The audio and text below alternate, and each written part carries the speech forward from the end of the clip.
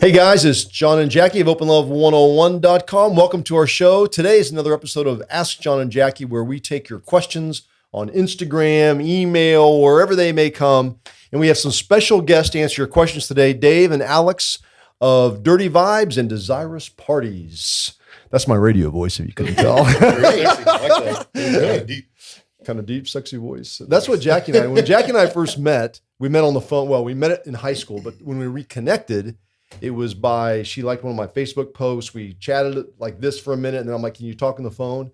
And Jackie, did my voice do it or what? Yes. It's like melted butter. Future career phone sex out Yeah. there. Well, that's yeah. a whole other YouTube Johnny Gigolo. podcast thing. And also with us today is Courtney, and she has the questions that you submitted. She's going to ask them to us, and we're going to answer them as a group, or whomever thinks they have the most advice or most expertise on whatever the question is. So, Courtney, over to you. Awesome. So I have the first question, and it comes from Open Love 101 on Instagram. And it is, how do swingers feel about very young unicorns? I'm 18 and very interested in the swinger community. While I haven't actually had any sexual interaction, I feel like I would want to watch before getting involved. I'm just not sure if that's acceptable in the swinger community. Okay. There's a lot going on in that. Yeah. But I'm just going to start with a raise of hands. How do you feel okay if an 18-year-old single girl comes to one of our parties? Well, yeah. We're taking it to most of the clubs, right? Yeah. 21. So, yeah. But Yeah, I couldn't come into one of my events. Going to be 21 plus. Right, yeah. How does it affect private membership? Yeah, so we advertise 21 and up, Okay. but there's always the instance where we'll have someone that's younger that would be allowed to come in. I hadn't really thought about that. There's plenty of relationships where the husband might be 21 and the wife might be 19. Anyway, I mean, here in Texas, it's legal for that person to drink, honestly, at restaurants or bars. So that's really, we really want people that are mentally mature. Yeah. And so if you're 18 and you're not an immature 18-year-old, it's going to take you coming out, and then they're going to make a call there at the front desk. You may be turned away. right. But if you feel as though, you're mentally in your mid-20s, then you would be able to get in. But I guess if you assume that question of they were of age to walk into a party or a club, then I guess if you assume that, then I don't know. It's an interesting question. So, like you said, there's a lot going on. I would say, I know we've definitely come across so many couples that say that they don't interact with unicorns or singles at all. I know for my wife and I, we would be open to that. And I think that in this question, that the person asking the question is really right. She has the idea of like, hey, let me take it slow. Let me just see if I like this first. I think that's really a great place to start. So I would say that this person sounds already mature enough to say, let me put a pinky in before I jump in, dive in. Yeah. It's a mature question. I mean, she's thinking. Yeah. And a lot of my members, they're actually joining the website looking for a unicorn. Mm-hmm. Mm-hmm. Whether it's to play with as a couple or just strictly for the wife or the girlfriend. Again, that's a different segment of lifestyle. But as far as the question, it's a mature question for an 18-year-old. I mean, I was married at 18. I don't know how mature I was, but I was married at 18. The only little question mark that I have is that she makes a statement about how she hasn't had any sexual interaction. So I don't know if that means sexual interactions At all. at all in the lifestyle. or in the lifestyle, because that would be, Yeah. my answer would be two different answers for that. But Dramatically different. So let's yeah. say she hasn't had any sexual interactions, period. Ooh.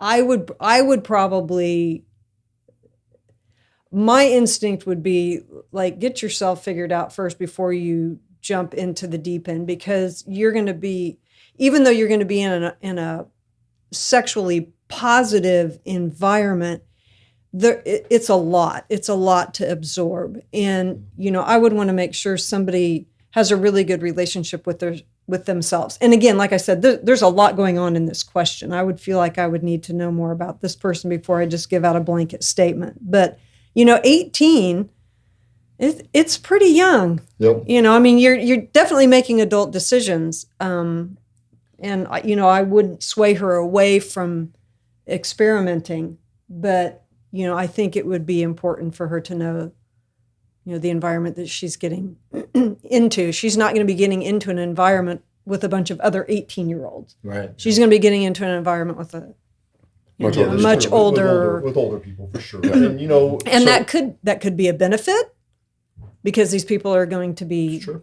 Patient and understanding of her journey, or not. It just would depend on who she's with. So that's kind of a tough question. Now, me at 18, I had my first threesome with 2 girls. Well, I think most of us had our first experiences before we were 18. So Yeah, I did. I had my first I experiences don't know. prior to that, and but that experience, moving from Wichita, Kansas to Tampa, Florida, my first night in Tampa, Florida, I went to a rock and roll club there, and got picked up. Essentially, I don't know who was picking up whom, but anyway, I ended up having a threesome with the 2 girls back at their place. yeah, And not long after that, experienced with different people an orgy. Right. And it just never crossed my mind that there was anything. That's just how I always thought sexually, that it was more, there weren't any restrictions to it.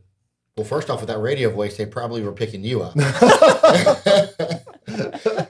Well, and I think too, when I look back at kind of my behavior as a young adult, I probably took much more responsibility for what I was doing because I was experimenting. So to me, I was just kind of dipping my toe into a lot of different things and not thinking about it too much. It was probably when I got older that I overthought stuff. Well, I think that, and this just dawned on me, but I think there's a big difference between being sexually open and being in the lifestyle. But really, if you think about it, because I think the lifestyle is a conscious decision that you enjoy open sexuality, but you also enjoy that environment and that Camaraderie. Exactly. Yeah. There's so much more to it than just sex. Right. Whereas when you're young and in college and you have a threesome, or you're young and you and you and your buddy decide to do his girlfriend together, it's a different situation. It's more of it's just different, I think. Yeah. I think the lifestyle has a more of a conscious thought. And also I think there's usually we were talking about this earlier. In lifestyle, we all talk about communication and the respecting your spouse and how much you value your own relationship and all that stuff. I think that there's so much more to it than you and your buddy are with a girl. Exactly. And that's, to me, that's great reasoning. They're kind of two different. They are. And I think things. too, so to answer a question about, would she be accepted in the swinger community? I think absolutely. Yeah, it's going to depend upon who you are as a person, of course, but I think overall in the swinger community, we don't really look at people's ages in that way. You see, when you look at 25 to 45 and how they interact with each other, they're definitely, I don't see as much of age being a barrier in our lifestyle Right. as there might be if you're just going to a regular club that caters to people in your age bracket. So you're a lot of times you go to specific nightclubs because you're around people that are your age. College nights, for Right. instance, Right. those are kids in college or Yeah. people in college. And I think in the lifestyle, though, we see such a wide range of ages, and they're accepting of everybody in there. I don't think anyone's going to look upon, well, there may be some people, but I don't think they're going to look at your age of being 18 or 19 years old as a detriment, unless, of course, you're an immature person. Right. Oh, and I think a good piece of advice for her would be the same things that we tell each other. And I know you guys talk about, I've heard on the podcast before, is, asking permission and communicating. And, I think that the same rules that would apply for a 40-year-old would apply for an 18-year-old in this case, because really you want to make sure that both people are happy and secure with what's about to happen, Yes. and that you are too. And if you have that communication, I don't think it really, like you said, I don't think it matters the age. I think it's the same rules for everybody. Yeah. Really. That's great. That's a good answer. Right, so the next question comes from Reddit, and it is advice on swinging. My partner and I are looking to become swingers, although there's one issue. He wants me to only be able to have sex with women, not men. If we do, and I feel like that's unfair to me, His excuse is that with me being pansexual, it's not fair due to the fact that I like all genders. I don't like the idea of a one penis policy. How do I go about this? Oh man. Communication. It sounds like you're on different pages to start. It sounds like that would be Yeah. as a red flag right there for you guys to work something out. It's not they're already communicated and they're not in agreement on the communication. Yeah. Yes. Which goes back to your question to me earlier. Do you ever have drama at your events? I think this is the perfect synopsis to have drama. Yeah. Add alcohol, we have communication, here's the rules, and A or B is gonna, there's gonna be a situation there. Well, and this is what happens when, when we talk about communication and when you talk about a couple that wants to be new into the lifestyle, and we speak about boundaries, so everybody kind of goes to their corners, writes what they're willing to accept, what they're okay with, what they're not, might be okay with down the line, and then what's completely off limits. And so what that can do is it can highlight fears or personal issues that maybe we have with a particular thing. I would be interested to know, from the guy's standpoint, why it's okay for his partner to play with a female and not a male. Like what's going on internally. Did he want with to play him. with the female too in that question? Yeah, He so wants to play with the female. He said it's not fair because from my just looking at it, it looks like he feels it's unfair because he's not attracted to men, so he can only play with women. And it's not fair that she likes both. So But he's Oh. restricting her Right. from playing Because- with men, which I find interesting that he Yeah. would go to that restriction and not the restriction of her playing with other females. Because it doesn't So- sound like the problem is that she isn't. It sounds like the pansexual thing really isn't the problem. It really is that he doesn't want her being with another guy. That's what it which- sounds like to me. So he set his boundary as that. And that's Which pretty- that can work if you're both okay with that, but it But sounds like she's not. So. Yeah, and so I'd be interested. It would be interesting to know the reason behind his boundary, what that boundary is, because a lot of times our boundaries reveal where we are and how we view something, and they can be legitimate or they can be fear based. Mhm. We can be pulling those up because we're trying to, and fear causes us to control, which that sounds like a controlling statement. He's trying to keep her within a parameter where he feels safe.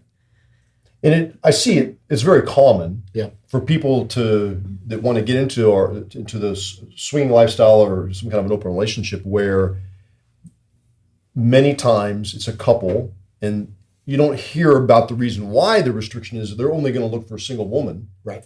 But that's pretty common. We want to find a single woman because Oh, yeah. the guy has the threesome fantasy with two women. Mm-hmm. The woman, maybe legitimately bisexual and wants to, explore that curiosity.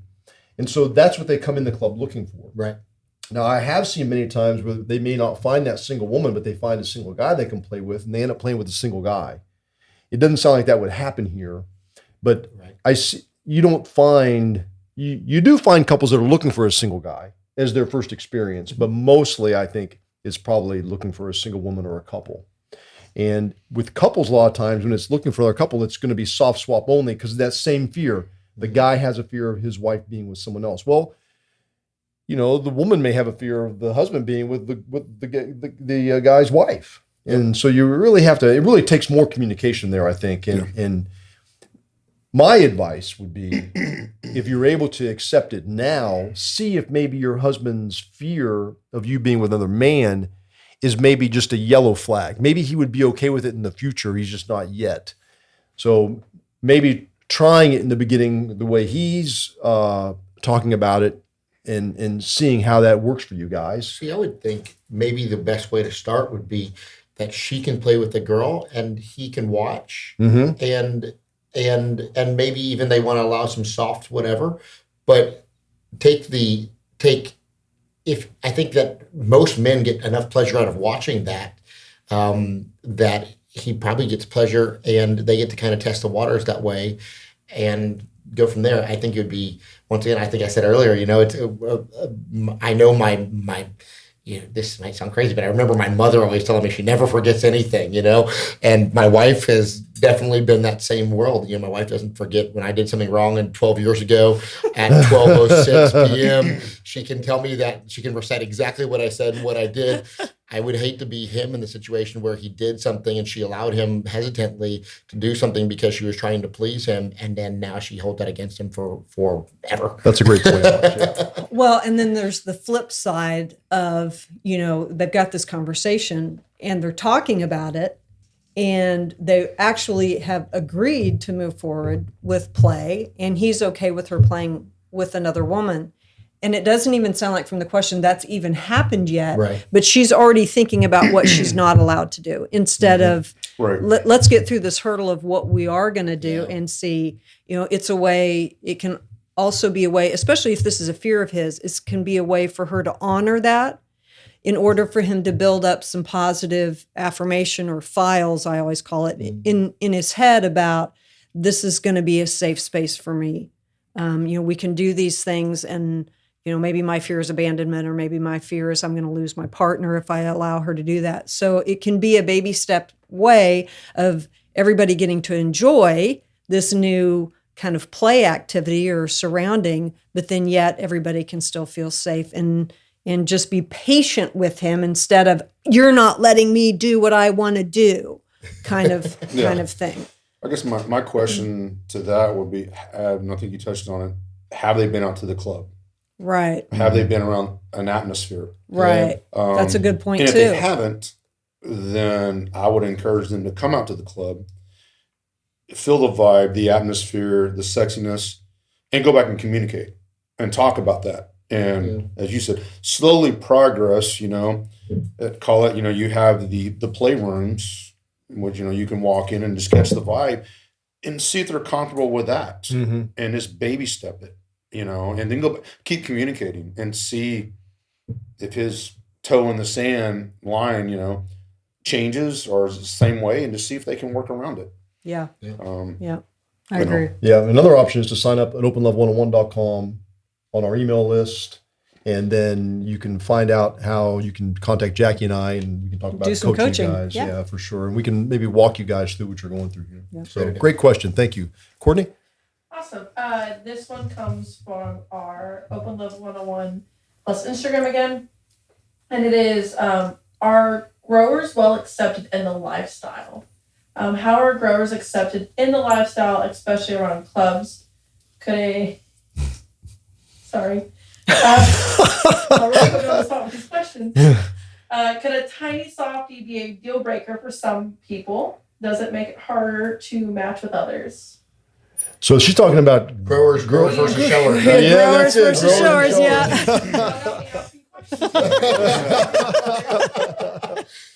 I was trying to figure out what we were going for. I know. Growers. Matters what state you're in. Yeah. Guys? My first thought is no one's going to know if you're a grower or a shower if you progress naturally through the process of meeting people. Right. You meet them with your clothes on at our clubs and at your events, and so no one's going to really know. And It sounds like a personal insecurity. Mm-hmm. And I think everybody's accepting of everybody for the most part. And you know what? It's funny. I think that there are so many women that would prefer a smaller man. In general, we're not even talking grower or shower. Right. That prefer a smaller man, especially after a 4-night party. Yeah.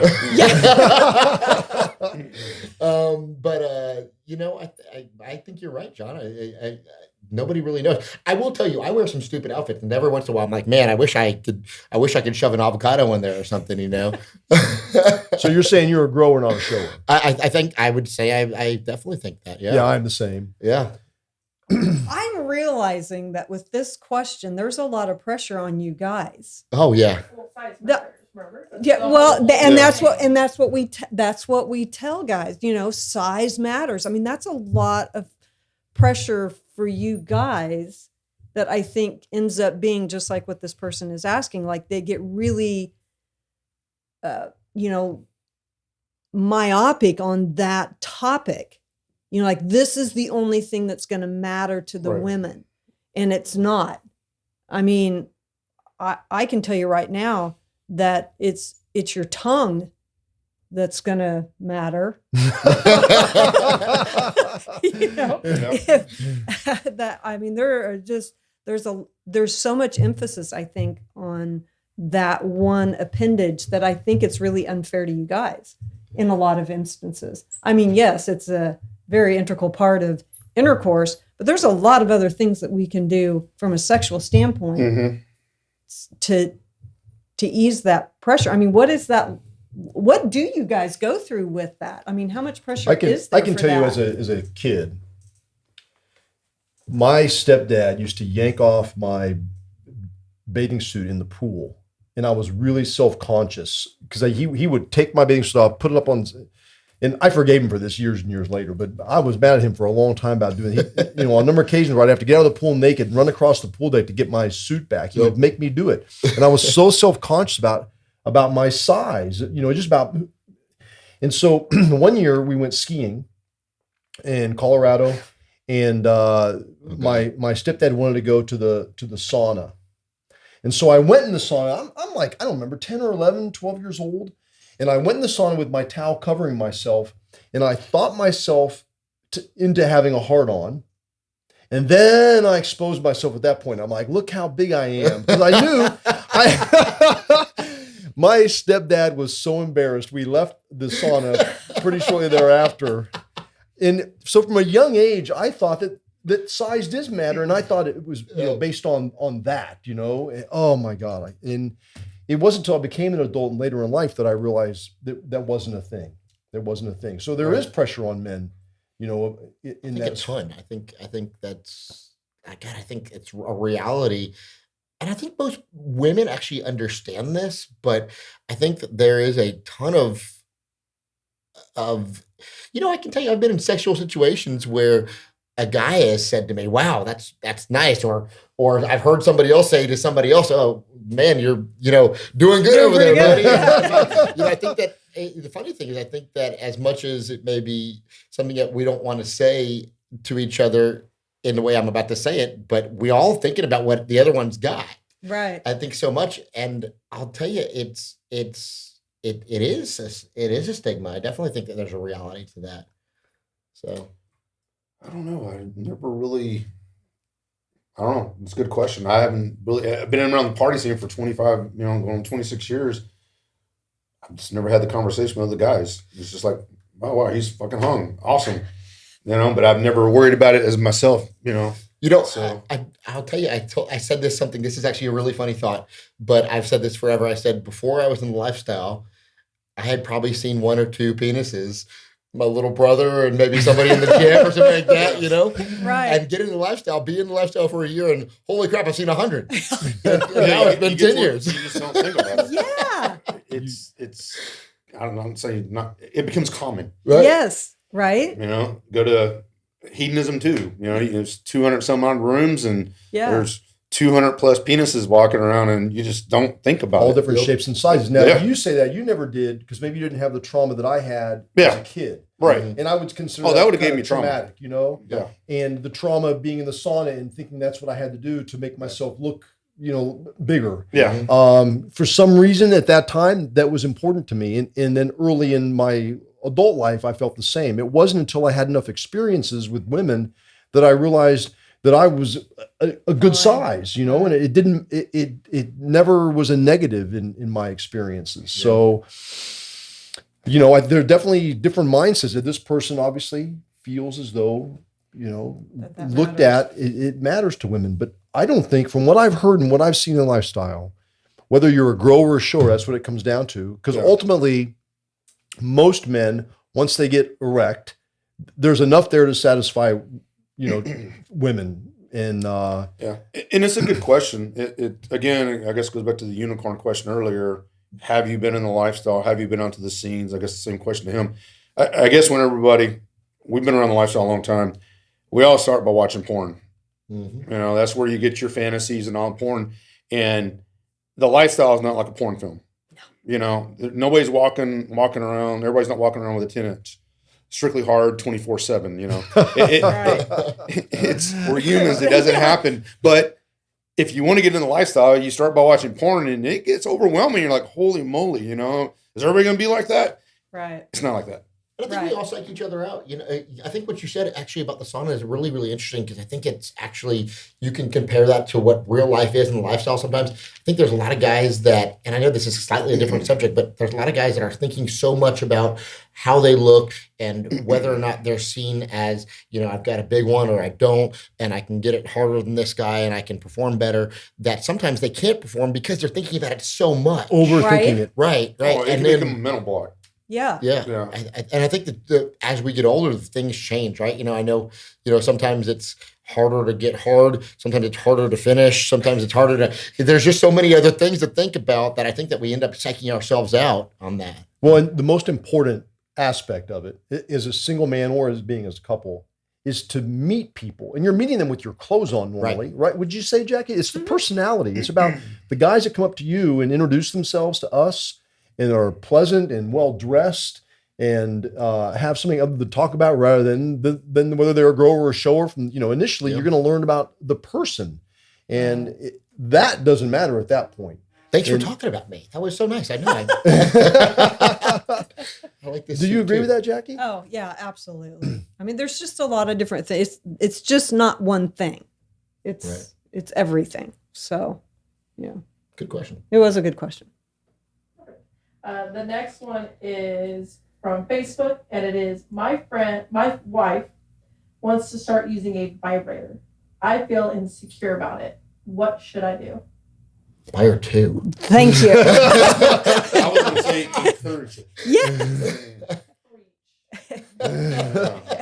Yeah, it's like, again, it's if she's happy, you're happy, and she'll be happy with her vibrator. Well, and not to rain on anybody's parade, but statistically, and I can't remember what the percentage is, but it's higher than 50% that women orgasm through clitoral stimulation, which is going to either be their finger or going to be a toy. And it's not to say that we don't enjoy intercourse or that we can't have an orgasm through intercourse, but for us, a lot of times it's going to require something different than that. And that's okay.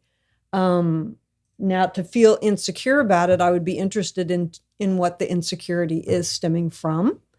You know, if he's feeling that he's not able to satisfy her because of that, then that's when I'd be like, well, I got news for you. Most men, as far as a woman's orgasm, aren't going to be able to satisfy her just through intercourse.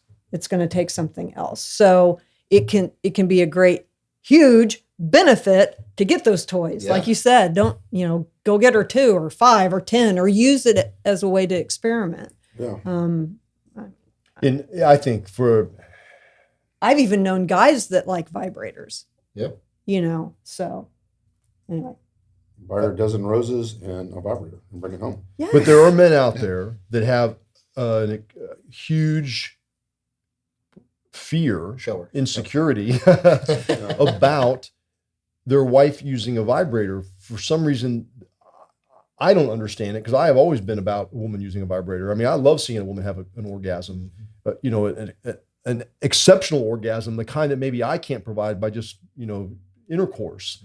And I've known men over the years that really that will not allow, that would be so upset if they found out their wife was using a vibrator or would never allow her to have one. I don't understand that. So I think this is the same question. Actually, funny enough, I think that a lot of these questions are actually kind of the same because I think that what you've said a couple times, Jackie, was the insecurity, and it can be really, really tough. Once again, we don't make a secret out of it, but my wife has never had an orgasm in her entire life. And it's not a secret, but we used to kind of tongue-in-cheek joke about it until everybody and their mother says, oh, well, let me show you what I can do. Right. And it was funny. I made $1,000 off this guy. This guy said, I'm a doctor. I can do it. Oh, all right, okay, well, go ahead. Bet you $1,000. But I think that we have this insecurity of what do we walk into the table with? What can we give? I think you're right on the tongue thing. It goes back to that a lot, but I also think that maybe there's some thoughts, and this sounds crazy probably, but you can do it with the vibrator. So there's DP and DV, but there's also there's cool little. You know what? There's a word for these ones, but you know the ones that The are bullets. like they suck. No, they're Oh. like Yeah.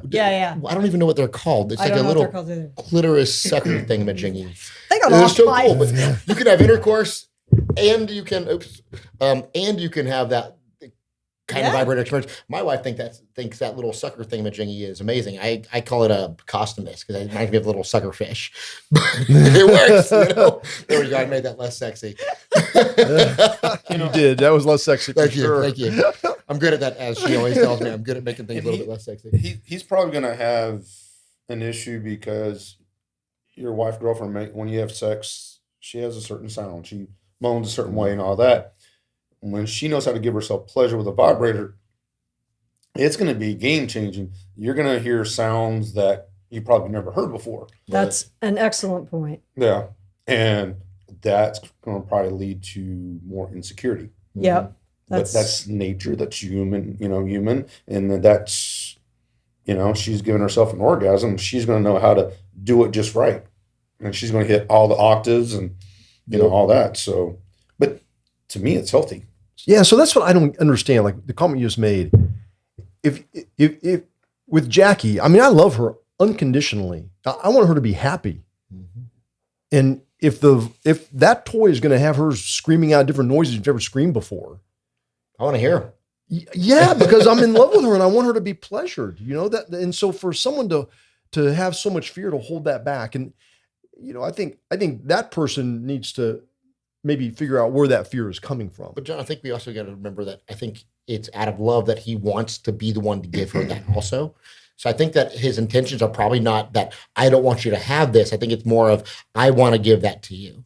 Then buy her the vibrator. Right, exactly. Buy her the vibrator. That way you're the one giving it to her. She has one already. You just don't know about it. Well, and here's the other thing. When you're talking about intercourse, right? So when you enter me, you're directing that based on how it makes you feel. Mm. I'm always on the receiving end of that, right? Mm. So to be able to put a vibrator in the same category as like you directing your play in a way that makes you orgasm, so is this toy for me. Mhm. I'm able to direct it in a way that creates an orgasm for me. Right. Now, you can teach your partner how to do that to you as well. Mm-hmm. So it can, you can work together. But I think, to understand where we are when it comes to play and whether we're directing it or receiving it, it can make a big difference. If the tables were turned, it might feel a little different to you if somebody's just, they're having a great time and, you are too, but maybe it's not hitting a spot Right. that needs to be hit. But so Yeah. Yeah, and I think too, there's another vibrator that goes around the man's there is. cock. It's got a little vibrator on the top. What's it Yeah. called? Yeah. With the sheath. Yeah, with a vibrator on it, so Yeah. that's something that could be used. You could do together. I mean, there's ways to maybe find if the insecurity is what you're talking about, that he's not the one providing it. Or he can just get a vibrator and do it for her. Hey, That's what I'm that's also saying. fun too. Yeah. Yeah. I mean, Like that he can do it. but also I think that we got to remember that we don't mind doing it for ourselves when Right. she's not willing to do it. So we should let her Yes. do it for herself too. Yes. See, but I've been on the opposite. I've been in the partner. I've had two of my partners, right, that have been in my life. One of them did not do vibrators, like no toys whatsoever, because he felt that he would not be worthy. Basically, that he couldn't provide enough pleasure and anything. He couldn't make me happy. Why do I have to go to something else? I'm failing as a man. So when I got with my now fiance, he was like, let's buy things. And I'm like, oh, no, you're fine. Like, everything's great in the bedroom. And he goes, no, like, it'd make it so much better. It'd make it so fun. And I was like, are you sure? And he basically took that trauma that I had from that past long-term relationship of feeling guilty for wanting and being interested, that he bought a gift basket full and Aww. it was like, look at all these different things. And I'm like, if you want, I'm allergic to lube. So, let's not do that. And just all these items. And I'm like, why is it so, like getting me into it.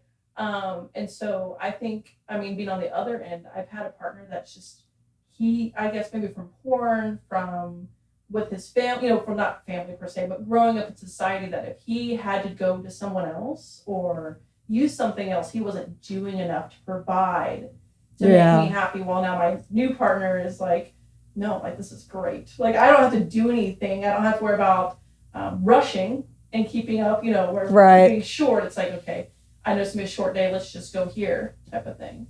I think this is a great opportunity to talk about coaching now. I mean, I really think it sounds like he needs a little bit of reassurance that she loves him and this is just going to make things even better. Well, and isn't that we're just highlighting another stigma that men have, that they have to be the provider in like every aspect of their life. And again, it's an unfair lesson that we're teaching the men. There's so much focus on women, but I think we forget that the men have a lot of stuff they're dealing with too. It's interesting. Courtney, thanks for sharing that. That's great. Yeah. It's hot over here. I That's so awesome. And it's been a great conversation today. Oh man. Yes. A lot of good questions. Thank you guys for being here. Yes. Where can they find you, your parties or your events? DesirousParty.com or DirtyVibes.com. Either one. Either and one. And you'll find the links here on the podcast channel you're on or the YouTube channel, either one, or on our website, collectclubs.com. We have a link to Dave and Alex's parties. So you can always check it out there, and Open Love on their site as well. Also, openlove101.com. Sign up for our email list, and we can direct you from there where to get your questions answered or find other information about the lifestyle. Thank you very, very much for joining us today. See ya. So did you like that video? Then be sure and click on that subscribe button below, and you'll be guaranteed great sex the rest of your life.